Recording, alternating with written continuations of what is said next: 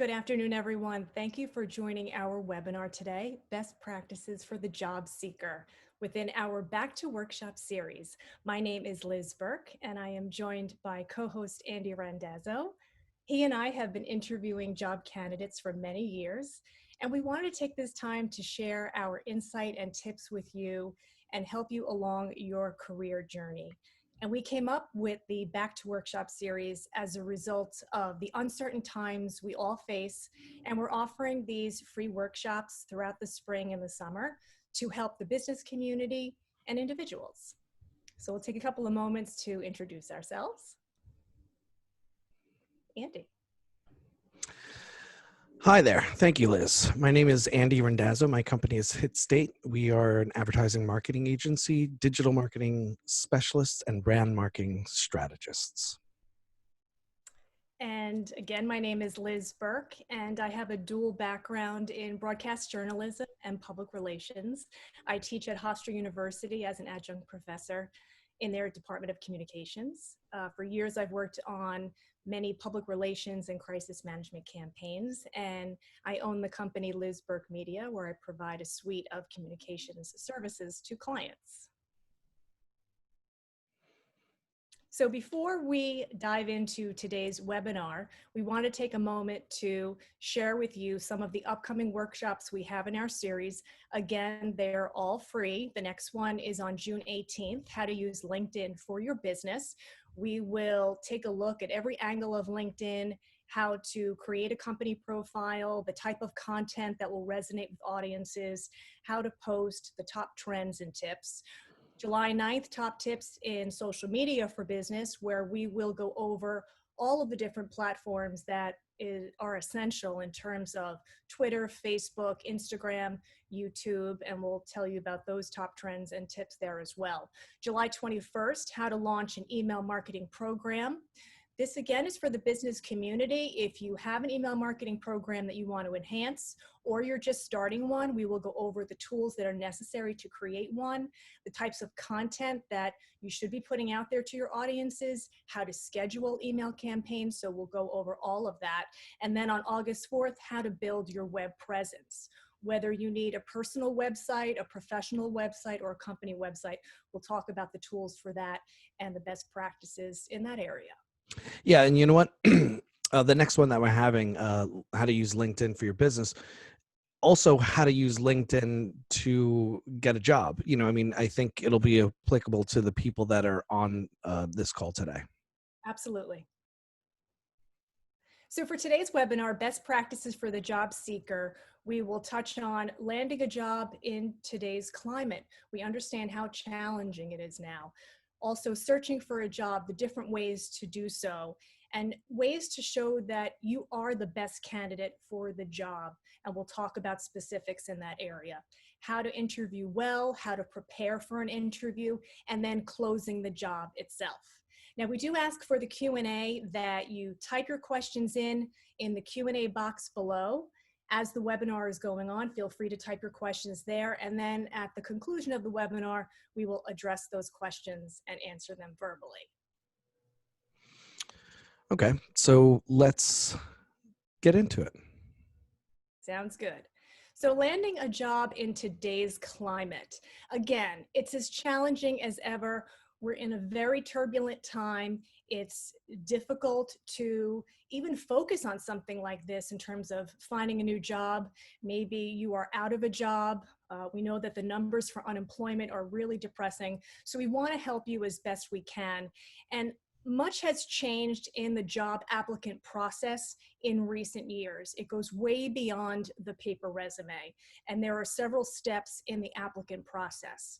It could be starting with a phone call with a human resources representative, and then a WebEx, a video conference, and then a face-to-face with a number of individuals that are running the company.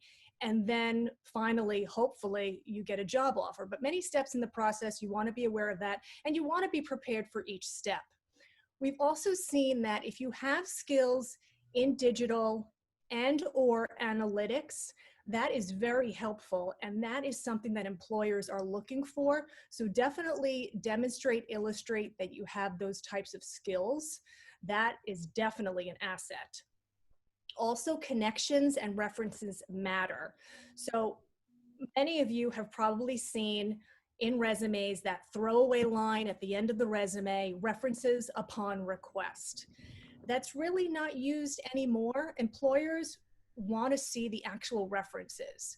So for example, I have 3 references that I cleared that I can use them as my 3 references long term. I have email communication with them that they've committed to this, and I can use their names, titles, companies, phone numbers, and just readily put them on the resume, make it easy for the potential employer, and that will help them and that will help you.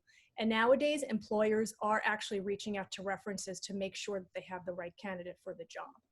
Another tactic is to keep a work journal. So if you're employed right now, document in your work journal the different achievements and accomplishments that you are doing right now. You will need those examples when it comes time to interviewing for a job. So really keep that work journal on an ongoing basis. It'll be an easy way for you to reflect on different successes that you've had, and then share that with a potential employer. And the bottom line is, nowadays, you really need to document, demonstrate, and illustrate. Document what you're doing now. Find ways to demonstrate to a potential employer different examples that prove that you have the value that they are looking for in a job candidate, and illustrate. It's not just about telling what your work experience is, you need to show and tell. So illustrate that. Potential employers want to hold something tangible in an interview. If it's a report, if it's something that they can look at in terms of video, if it's imagery, if you're in the creative field. So find ways to document, demonstrate, and illustrate. Yeah, that last point is just so incredibly valuable. Document, demonstrate, and illustrate, because you can say it on the resume, but I'd like to see it in practice. I'd like to see, what it looked like, how it was received, and where it was, whatever it may be. That's right. So searching for a job, and we want to start with the basics, and this sounds very simple, but we think it's necessary. Literally sit down and write down the type of job you want. Write about 3 sentences describing the type of job that you want. And from that description, you can then identify all applicable job titles that are interesting for you and that will allow you to gain the position that you're looking for. So let's say you work in sales. You may be in a position where you would take on a sales executive job, a sales manager job, a district manager job. All of those would be fair game for you. So have those job titles and positions ready for your job search. Once you've identified the type of job you want, the job titles that would suit you, look at different job websites and set up free accounts, not just for one of them. So if you have a free account on Indeed where they offer employment opportunities, sign up for various websites, because you may find one opportunity on Indeed and then another great opportunity on Monster.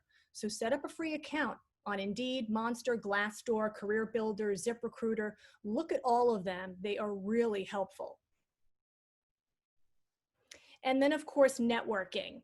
And what's great about nowadays is we can network offline and online.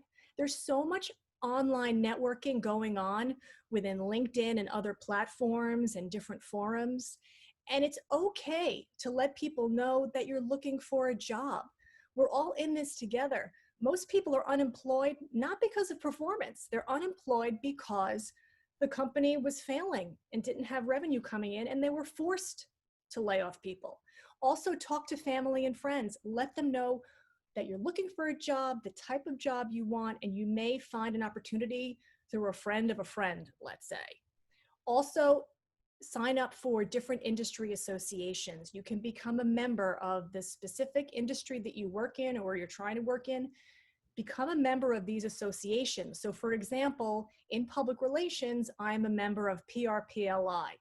I have the inside scoop on what's going on in the industry, job opportunities, what the business trends are in that industry. So I think that is really critical. And Andy is also a member of various associations.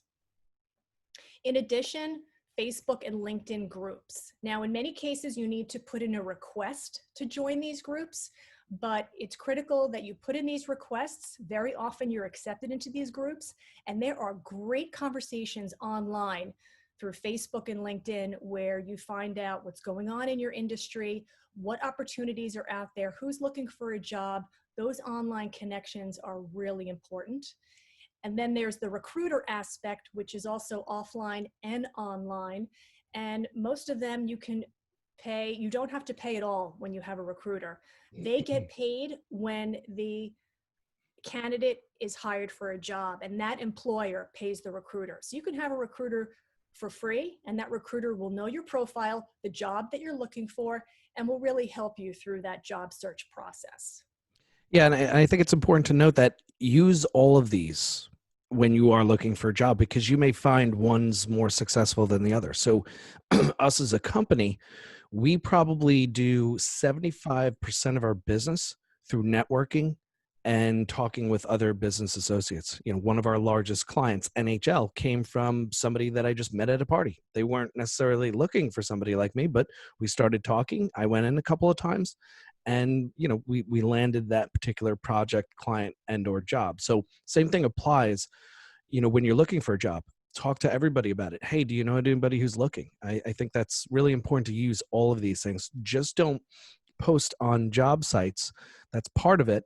But also, you know, reach out to all of these different ways: associations, networking, the groups, recruiters. Use them all. Right. It's a combination of offline and online. Now let's Absolutely. talk about LinkedIn specifically.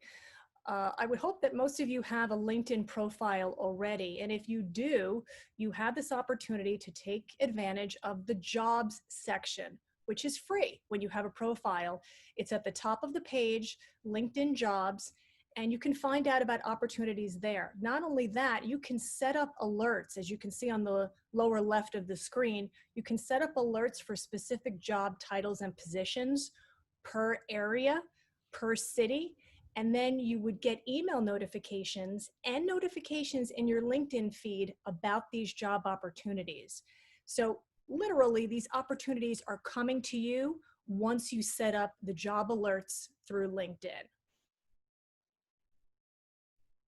And taking a look at the profile itself, LinkedIn has made a couple of changes in recent years. Number one, it's super important to have a LinkedIn profile. It is your online resume.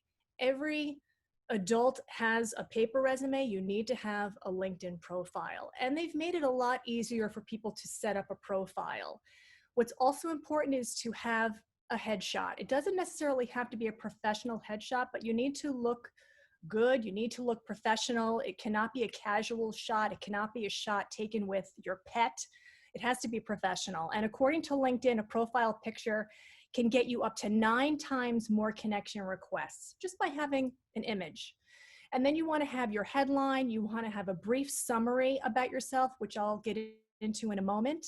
And then, of course, indicate your current position, your past position, any internships that you were part of, and of course, your education. And what's great about LinkedIn is if your profile is not complete, LinkedIn will notify you. They will tell you your profile is 80% complete. This is the 20% that you need to fill in. So it's very user-friendly now. So looking at the LinkedIn profile more closely, there are 2 important sections. They're at the top, and this is what HR representatives, potential employers look at right off the bat: LinkedIn headline and the LinkedIn about section, also called the summary section.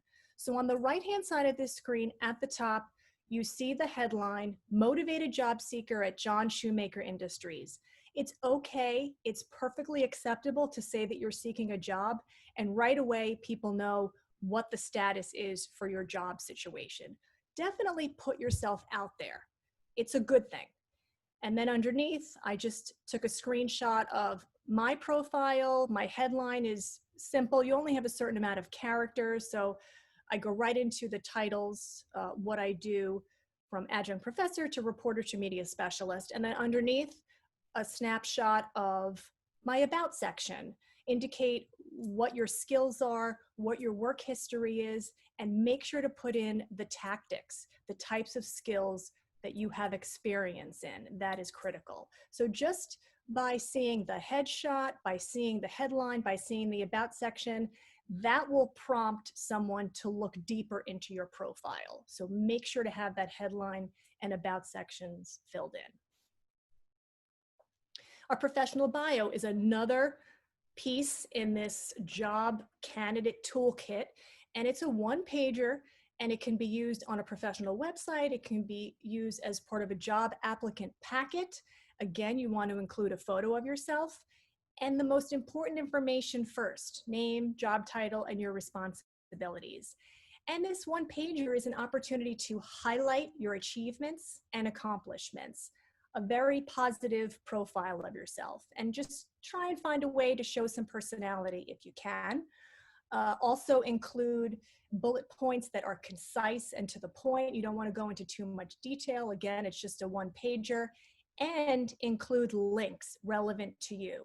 So if you have a blog, put the link there. If you have social media accounts that you want to share, put them there. And one note I want to emphasize in terms of social media: be very careful about what you post, because employers now are much savvier than they used to be. They are Google searching candidates. They are going on social media profiles and looking at people's activity on social media. So be very careful about what you post. Yeah, that's really important topic, because you may have a post somewhere on social media somewhere that got a lot of likes, comments, and views, and that will come up in search results when somebody's searching for your name. So you got to really be careful of that when you are looking for a job. And then the resume itself. It has changed a little bit in terms of format, but you always want to keep it concise and to the point.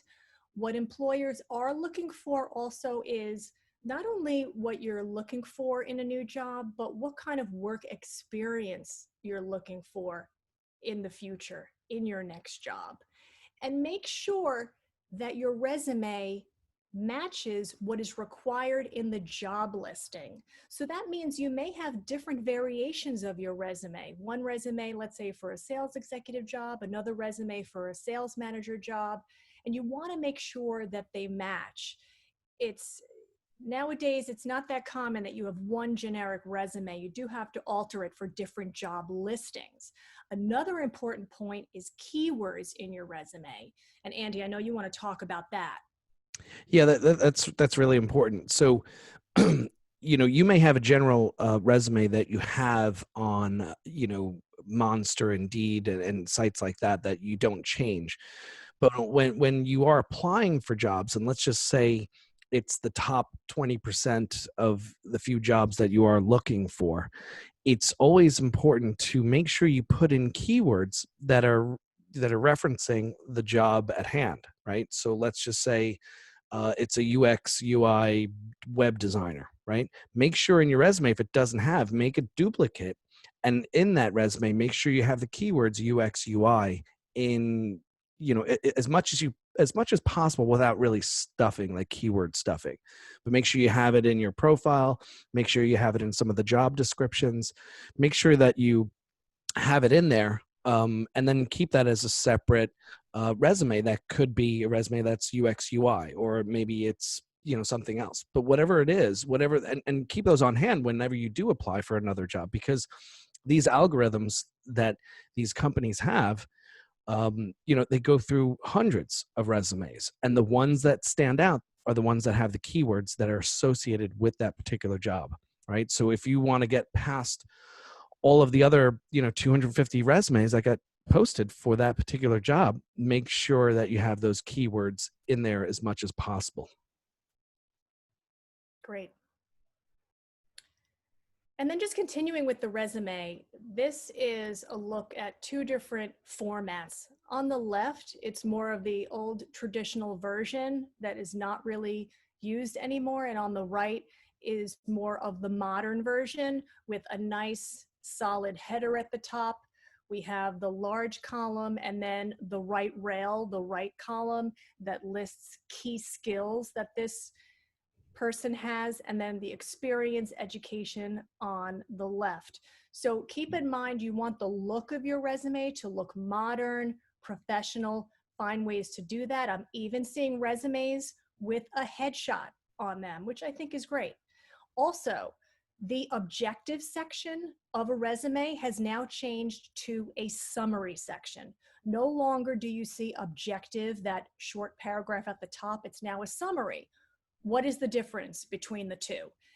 When we use the objective, it talked about what the candidate is looking for. Now employers want to see a summary, and that will help them understand what the employer is looking for.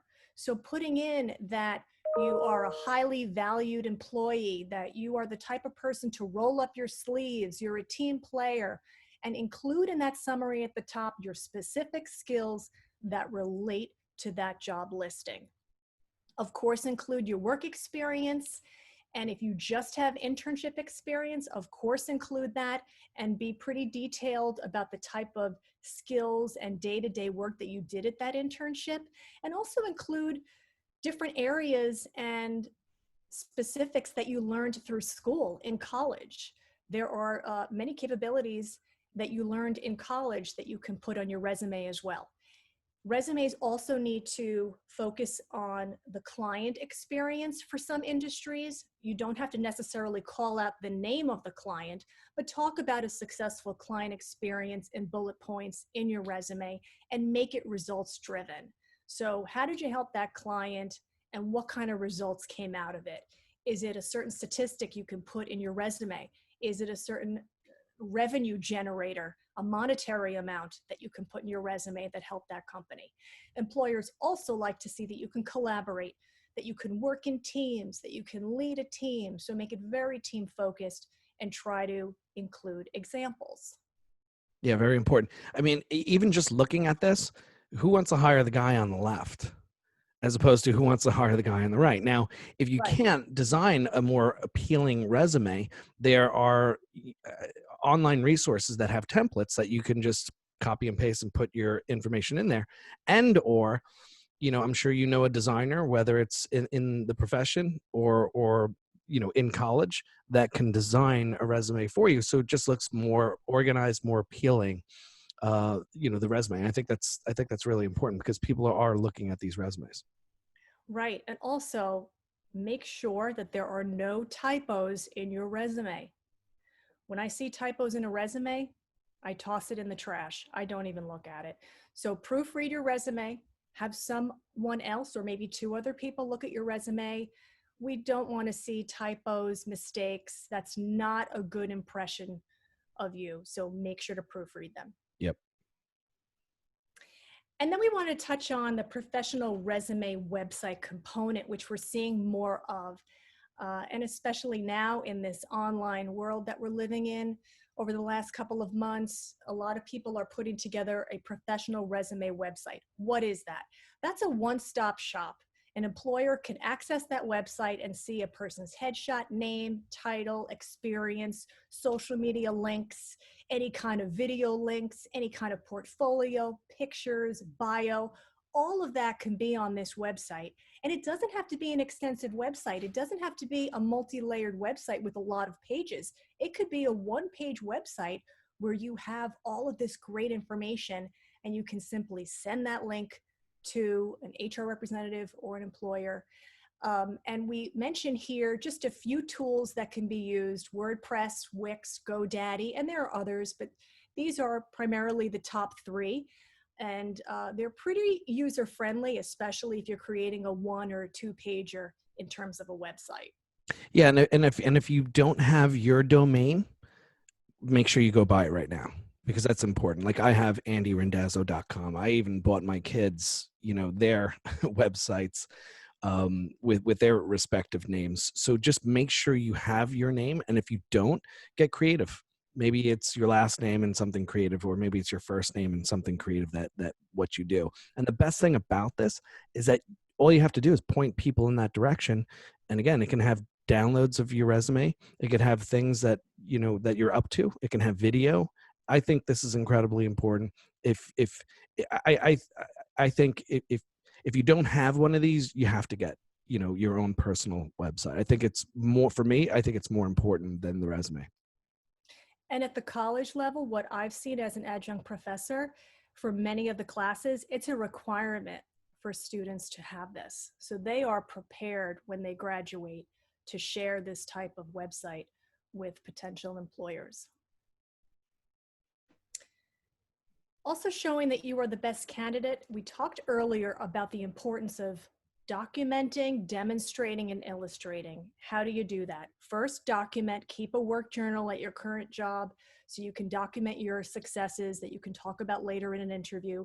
How can you demonstrate that you are the best candidate when we talk about the results that you're going to put in your resume, and also illustrate? Again, potential employers want to hold something in an interview, whether it's a report that maybe you were pivotal in creating and was a success for that company. Maybe it's a press kit that you want to show to a potential employer, or it's, in my case, examples of press coverage that I was able to secure for a client. Show those examples, find a way to stand out, and try to personalize that experience. And I know, Andy, you've done a lot of creative things in this area in trying to secure a job. Yeah. I mean, my resume was so many different things over so many different times I was looking for work. So I'm a creative director, and I was looking for work years ago. My portfolio was different. My portfolio was different than everybody else's black box portfolio, because that's what was typically out there. Mine was a suitcase. It was an old-fashioned suitcase from the 1940s, and it showed my work in there. And when you open up the suitcase, it had pieces of work that were in folders, but each one of the folders were t-shirts. So you open up the suitcase and you see a bunch of t-shirts that were folders. You open up the folder, you pull out the work, and you saw it. But the resume itself was a passport. So I created a resume. It was a passport. And I know this is like, on the creative side, because I was creative, but there's so many inventive ways that you can really, really stand out from everybody else. But that's the way I did it. So just think about what it is that you do, who you're interviewing with, and how can you get them something kind of creative that's a little bit different. Again, it could just be a letter, mailing your resume. Why not?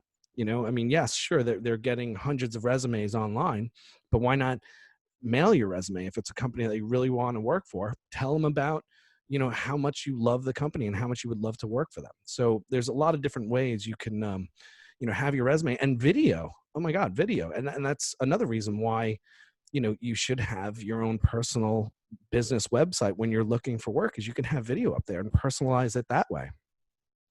Right. And I think, Andy, you were going to show a viewfinder. Oh yeah. So yeah, let me do that now. Let me show everybody. So in my business right now, this is kind of like our resume. So when we're very visual people, so that's our business, is being very visual, and we like to show people what it is that we do. Like, I can tell you all day, yes, we do social media, yes, we do this, yes, we do that, but people want to see examples. So I walk around, and because it's very visual, I walk around with a viewfinder. Now, the viewfinder, if you can see, it's kind of branded for my company. But when you go to the viewfinder, if you look inside, it has all the different kinds of pieces of work that we do. Everything from online ads, brochures, logo designs, websites, branding, and it's all on the viewfinder. So whenever I'm at a networking event or something like that, I show this viewfinder to people, and they're just like, wow, this is so cool. This is great. I remember having one of these when I was a kid. Or it just gives a reason for people to talk about you. So whenever I go to any kind of networking event, when I'm looking for work and looking for people to work with, um, I'm always the talk of the group or the room, because I'm there with this, and they're like, hey, did you see the guy with the viewfinder? He's got some really cool work. So again, just look for different ways to stand out, connect, and engage with your audience. Great ideas. Thank you, Andy. Thank you, Andy. And in terms of the video resume, that is something that many people are doing nowadays because they just want to show themselves and capture 30 seconds of themselves. So it's really recording yourself for 30 seconds, talking about your work experience, talking about your internship, talking about the value that you bring to a company. And it doesn't have to be long, but the video resume has become more popular. in recent months, and I think we're going to see more and more of that. Now, the interview itself, obviously you want to prepare for the interview. Always, always, always research the company. 9 times out of 10, during the interview, the interviewer will ask you, what do you know about our company? Or they may ask a specific question about the company that you really want to know about and talk about. So research the company, and very often you will know the names of the interviewers beforehand. So once you have those names, research those people. That will help you as well. Before you go into the interview, reread the job description. Make sure what you're talking about in the interview matches the criteria in the job description. Practice ahead of time answers to common interview questions. You will typically be asked, tell me about yourself. Tell me about your work experience. You will typically be asked, talk about something that happened at your job that you were instrumental in. Now, there is a method called the STAR method. It's not something that Andy or I came up with. It is in the human resources hiring world, but it focuses on situation, task, action, and result. So what this means is many times at an interview, that's what the interviewer is looking for, that you can talk about a situation that happened at work, what task or tasks you did to deal with that situation, what action that you took, and what was the result? What was the positive outcome that helped your team, helped that company? So think about that STAR method. Think about specific examples that you can bring and talk about during an interview, and have questions prepared ahead of time. I always find it unbelievable when I'm interviewing someone, and then towards the end of the interview, I ask the interviewee, do you have any questions to ask us? And when they don't have a question, it stuns me. It shocks me. You can't think of one question to ask the potential employer, and it sort of sets a negative tone during the interview. So definitely have questions prepared ahead of time. And they could be very simple questions. How is the work culture at this company? Will I be working in teams? What are the 3 things that I should do if I'm hired to be successful in this role? Have those questions prepared. Yeah, that's really important. And the night before, I know it's hard, but really try to get a good sleep. Avoid caffeine towards the end of the day and try to get a solid sleep. You want to be in the best position possible. On the day of the interview, give yourself plenty of time. You don't want to be rushing around at all. Be well nourished, hydrated. You don't want to walk into this interview with a headache. You want to feel really good walking in. And dress professionally. And we hear this all the time, that you need to dress professionally. But we're not only talking about clothes. Take a look at yourself once you're dressed and make sure that you look neat, up and down, top to bottom, that you look neat, that nothing looks sloppy. And bring copies of your resume, not just one. Very often you're interviewed by multiple people. You want to share those copies with them. And again, bring examples of your work, something tangible that they can hold on to, something that will impress them. Yeah, you know what? That's really important. And I don't think it's just because I'm a visual person. I just want to see examples. It's, if you're a writer, yes, I'd love to see the writing, but I want to see I want to see the example of where it was used. Like, here's the headline, here's the copy that we wrote. Or, if you're in accounting or healthcare, there's so many different ways you can show examples. I like to see examples. I want to see how it was implemented, what you did for this company. I think that's just really important to show. And we said that in the beginning, demonstrate and illustrate. Absolutely. And then the job interview itself. So very often now, because of the situation that we're all in, job interviews are being done via video conference. And over the last 2 months, there have been job interviews via video. People have secured jobs through video conferencing, believe it or not, and it's working. So whether you're doing a video conference, being interviewed, or it's face-to-face, always arrive a few minutes early. That's critical. So that again goes back to leaving yourself enough time to get ready and so forth. And then maintain a content, calm composure. Especially when you're in a video conference situation, Your facial expressions just seem more obvious than face to face. So be cognizant of your facial expressions, remain calm and content, and come in with energy. Come in with a lot of energy. Potential employers want to see this energy because they feel if you're energetic for this interview, you will have that same energy when you land the job and when you're working day to day at their company. And speak clearly and at a good pace. You don't want any confusion. You don't want to say something that they don't understand. You definitely don't want them to have you repeat something. So speak clearly and at a good pace.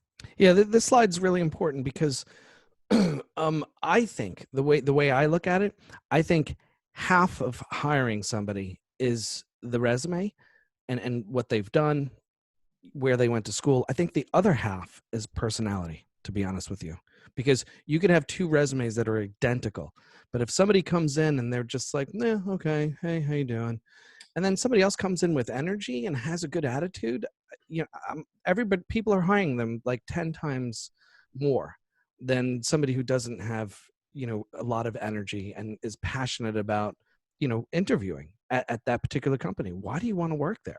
So I think half of it really is this, which is interviewing well, which is showing your personality and who you are, right? Definitely. And you want to make eye contact through the interview. You don't want your eyes shifting in other directions. Keep eye contact with all of the interviewers in this setting. Make sure that you're not just looking at one person, because the other person who's not being looked at might not like that kind of situation. So make sure you're making eye contact with every interviewer in the room. At the beginning of the interview, express appreciation for the interviewer's time. They're taking time out of their busy workday to interview you. And a couple of things to avoid one-line answers. The potential employer wants to hear from you, wants to hear you speak and tell your story. So if you give a one-line answer, that's not a good flow for an interview. They want to hear descriptive answers, and try to avoid any distracting body language, playing with hair or tapping your pencil or shifting papers. It's very distracting, and that could really throw off an interview, believe it or not. Also focus on 3 to 5 selling points, okay? So let's say, what are your top 3 strengths that you know will be valuable to this company? Know your top 3 selling points inside and out. So no matter what transpires during this interview, you want to convey those selling points to the interviewer. That is critical. And explain why you want this job. Employers want to know, why are you leaving this job and coming to our job? What do you like about our job? Talk about that as well. And then closing the job. You always want to close on a positive note, keep it light, happy, maintain that eye contact. And again, even though you said it in the beginning, again, express appreciation for the interviewer's time. And what's also important is listen closely to the next steps. So what happens at the end of the interview? The interviewer will tell you the next steps, whether it's the next phase of the interview process or it's the timing of the decision on the candidate that they decide on. But either way, you want to know the next steps, and you don't want to have to ask them after the fact or ask their HR department. So listen closely to what the next steps are. And just let me interject. So if they don't tell you what the next steps are, let that be one of the questions that you ask them. So what are the next steps? And then again, it just shows that you're really interested, so, and it shows that you're paying attention to details. It's like, what are the next steps? Sounds great. We had a great interview. You don't just leave. It's like, so what's going to happen next? What can I expect from you next? Or what do you expect from me next? Is there somebody else calling me? Is there some other, format in which you guys are doing interviews? Or how long am I waiting? So that's really important. If they don't tell you what next steps are, make sure you ask, because there's sometimes, everybody's human. Sometimes people have a busy day and they're interviewing you. They have maybe 5, 6, 7, 8, 10 other interviews that day. They may skip it, forget about it. So make sure to ask what the next steps are. Yes, and the other critical step is to make sure you leave with their business cards. You need their contact information. You should not leave without them. That way you have their contact information for the future. And most importantly, you need to send a thank you email the same day. And make sure to proofread your thank you email before you send it out. Have someone else look at your thank you email, proofread it. You don't want to have any typos in this thank you email. And I've been in situations where I've interviewed a set of candidates and I was really focusing on one candidate. And then I received the thank you email and it was an awful email. It was so disappointing. I was ready to hire this person and the thank you email killed it. So this is really a long process when you are an applicant and you have to see it through effectively from beginning to end. You know what? I'm gonna add something to this slide. Sure. How about leaving with their business card, but what about leaving your own business card? Like, how many of you out there don't have business cards that you're Right. leaving with people? I know I had business cards when I was interviewing years ago. And they're cheap to get, if not for free. I mean, I think you can go to Vistaprint and get business cards for free. Just pay shipping, and I think they put their logo on the back or something like that. But you can get business cards. You could probably get 1,000 for $25. You know, and again, if you don't have a logo, maybe you can hit somebody up for it, or maybe you can go to Etsy, or you can go somewhere else and just get some sort of logo that explains what it is that you do, and just have, you know, some of your information in there, like your website, your email address, and cell phone number. And, you know, again, maybe some sort of title that you aspire to be, or maybe some just description of exactly who you are and what you're looking for. So I think just all those little things along the way, I think really help. And I think having a business card is important. That's a great point. Even though you have your name and contact information at the top of the resume, the business card shows that you really have it all together. You are really prepared in every way for this interview. Absolutely. So we know a lot of this is a lot of information. So Liz and I always offer free consultation. If you want to reach out to us and talk to us for an hour about, you know, some of what we talked about today on this webinar, email us, call us. Probably better to email us so we can set up an appointment or time to talk. Even on my website, you can go to hitstate.com and you can schedule an appointment from there. So we ask that you come to us with any kind of questions and or a meeting to consult with you guys on this. Right. And as Andy mentioned, it's a free consultation. And after that, we do offer services, one-on-one group sessions, whether it's job interview training. We help people with their resume, job interviewing. In my business, I also offer professional speaking training, presentation skills, media training, where I help people and prepare them for press interviews, teaching people also how to use social media effectively for business and other reasons.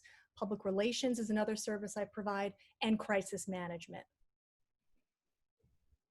And Andy is more on the marketing front. Yeah. So if you guys have any questions, please ask any questions below. But let me just give to you an example of, you know, me and my resume years ago. Yes, of course, this is dating me a little bit, and times were very different back then. But just a quick little overview of my resume experience. So I got out of college in 1996, right? So I spent maybe 95. Yeah, it was 95. So I spent about a year traveling around. Then I said, okay, I need to do something with this degree I have. And I went to School of Visual Arts. So I had a degree in advertising and marketing. So I had a friend that was graduating from San Diego State. So I was like, you know what? He invited me out there. There was going to be a big party. I went out there. But then I was like, you know what? I should bring my work with me. I should bring my resume with me. And again, I had my portfolio. I had this book. I had all the work that was in there. I had all the resumes that I made it, which were these, it literally looked like a passport. You open it up and that was my resume with a photo in there, phone number, all that sort of stuff. So what I did is I asked some teachers, I said, hey, do you know anybody in San Diego? I'm looking for work. And a couple of people said, yeah, you know, I know this agency in San Diego, but if you're going to be out there, not too far of a drive, it's about a 3-4 hour drive. It's Los Angeles. I know a lot more people there. So I got a few phone numbers from people there. And this is like way before, you know, emails and websites and things like that back in 95. So I got phone numbers from people and addresses, and I literally called them up. Sometimes I sent a resume before, and I said, look, I'm going to be in the area during this time. Would you like to, I'd love to come in for an interview. And again, I couldn't research these companies. They had no web presence back then. So I just, called them up and made appointments. I put it in like a little book. And then some people were saying, well, if you're going to be in California from New York, San Francisco, there's an agency I know up in San Francisco. So long story short, I went out there to, see my friend graduate. I had a number of interviews in San Diego, I think like 4 or 5. I had even more in San Francisco, and then I had even more in Los Angeles.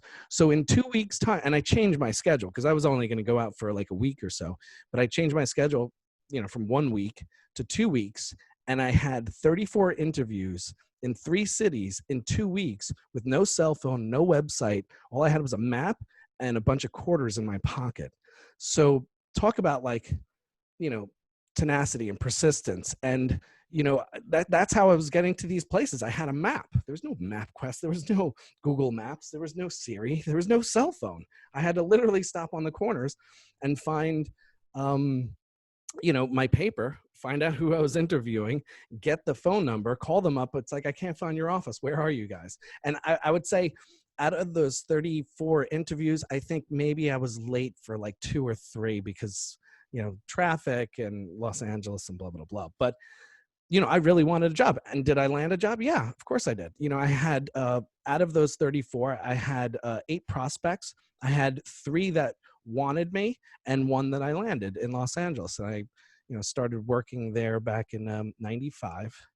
And it was a company in Los Angeles, a company that I wanted to work for. And it was a block from the beach, exactly what I wanted. That's what I wanted. I wanted to be by the beach.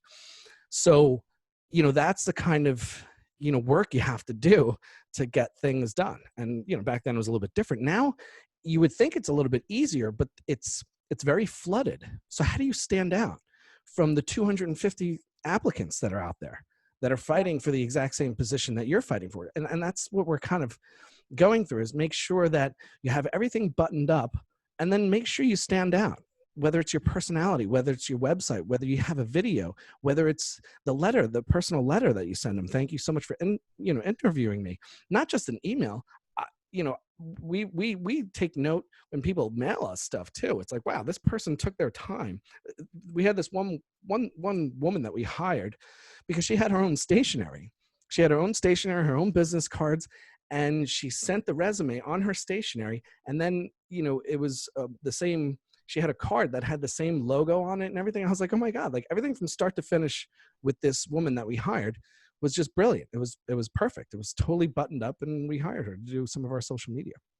Right. And, what has changed now is that you need so many more components in this job applicant kit.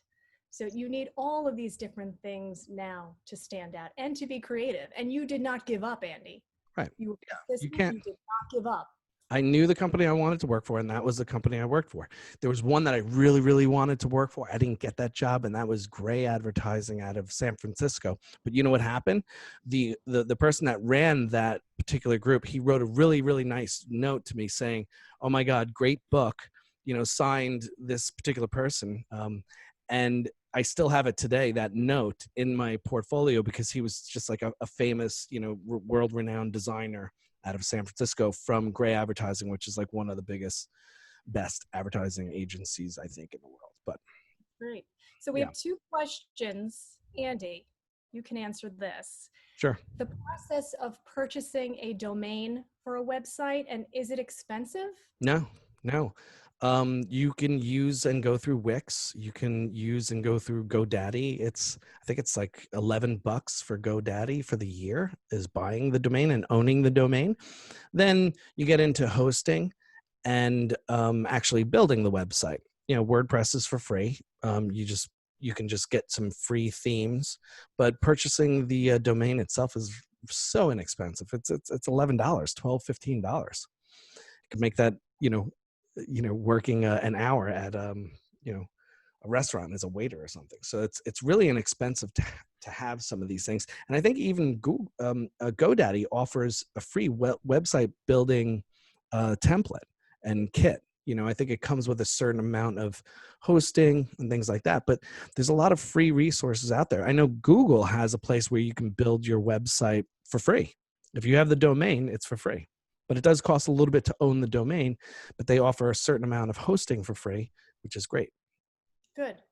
And then the other question is about thank you emails. This individual has sent thank you emails the day of the interview and has not heard back. What does that mean when you don't hear back from the employer when you send a thank you email?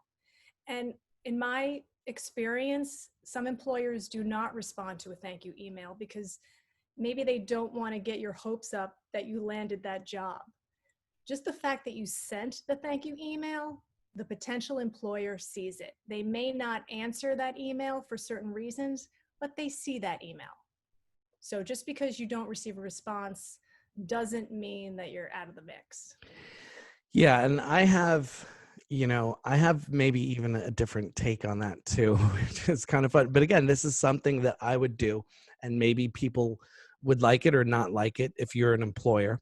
So, I've done things like this with clients where it's like, you try to get back to them, they don't get back to you. And then I just follow up on a regular basis, like, hey, look, this is something that we're doing, or hey, look, this is something that I was published in, or this is a project that got an award. And I just keep sending them stuff until they get back to me. And a lot of times they'll get back to me. And again, this is coming from the side of being an agency and having clients. A lot of times they'll come back to me and say, this is great work, this is great work, or eventually they'll hire us. They'll say, oh my God, Andy's doing great work, he got a couple of awards, this was in the press, this looks like a great piece, this is something that we need. And all of a sudden, if you're giving them good, valuable content and something that they can look at, I think it's fine. But yes, when it comes to jobs, maybe they're getting, maybe they have 250 applicants. Do you want Right. personal emails from all these people? Maybe not. But if you have something of note that's like, hey, look, I was applying for the position as, again, copywriter. Let's just say copywriter. I was applying for the position as copywriter. It would be great if that person sent me an email of the award that they got, or the publicity that this article got because of what they wrote. So things like that are important. Right. Maybe you didn't get that job, but just staying in contact with that company and having those follow-ups might be helpful for a future job opening. Yeah. And even if they say no, again, I always look at it as it's no for now. Right. And if you're good at what you do, maybe it's yes later, whether it's 2 months, whether it's 2 years. So just as a note, this is on me being an agency and having a client side. It took us, this is crazy, but it took us 3 years to work with NHL. It took us 3 years. So the first year that we went in there, we started talking. And again, I met him at a party and we started talking, we started hanging out, likes what I do, doesn't have a really need for it. And then it went like 6 months, 9 months, like a year later. And it was just back and forth. We kept sending him, oh, look what we did. Look what we did. Then it was like a year and a half later. And then the NHL went on strike. And I said, can you come in and just give me some guidance? Cause we're redesigning the logo. We need some help. I know you do work with a lot of logos. We came in and again, we just talked, we consulted. He bought me lunch. I had to, go into the city, but he bought me lunch and said, hey, look, just take a look at some of these. And we looked at the logos. I was like, I like this one, but maybe this one. He's like, yeah, that's what I was thinking. Then it was like another year later before they actually hired us for first job. But, again, they became a really big client for years, for, 8 years after that. But it's just funny that I just kept in contact with them. Wasn't annoying, really. Just like, hey, what are you guys up to? Hey, this is what I'm up to, for 3 years. And I'm not saying it should take you that long to get a job, but if you have something to say, and if you want to just keep up with people, somebody that you had a good interview with, or a company that you definitely want to work with, you absolutely want to work with, then just, I would say, keep following up until they say, all right, stop following up. We're done with you. But I don't know. I'm just a big fan of, they're just saying no now. Right. And I tell people all the time, follow up with me. I tell people all the time, follow up with me, especially if it's a vendor. Those are the people that get jobs from me and get work from me when they're vendors. They keep sending me updates and, hey, this is what we're up to now and this is what we're doing. Those are the people that are top of mind for me. So I think it's the same. And again, it was, that kind of perseverance that I had when I was looking for work.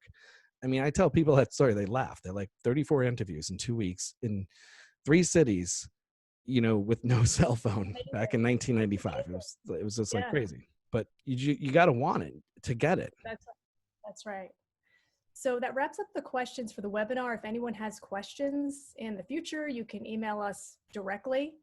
And just a reminder about our upcoming workshops through the summer. June 18th, how to use LinkedIn for your business. July 9th, top tips in social media for business. July 21st, how to launch an email marketing program. And August 4th, how to build your web presence. We hope. Yeah. And I know we keep saying business, but because this is a job seeker, I mean, this is for you guys as well. Yes, Definitely join us on these and get some tips and tricks of what you could be doing on LinkedIn, social media, an email program. I mean, your web presence, like all these are related to what you guys are doing and the jobs that you guys are looking for. right. So join us on these, tell other people about them. Because I think we're giving, I have 25 plus years experience. Liz has about the same, if not more. And, half a century worth of experience. Take us up on it. Yes, we hope to see you there. All right. Take care, guys. So long. Bye for now. Bye-bye.